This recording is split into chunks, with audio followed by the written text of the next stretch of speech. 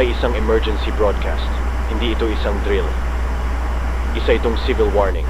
Isang mapanganib na nilalang ang namataan sa Morning Street, sa siyudad ng Pesadilla. Lumikas sa lalong madaling panahon.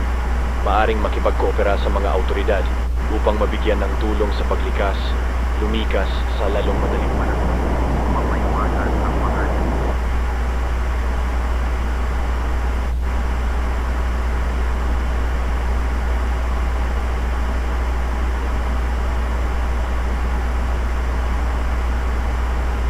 All programs broadcasted in this station are approved by the Movie Television Review and Classification Board. This is FLN, now signing off.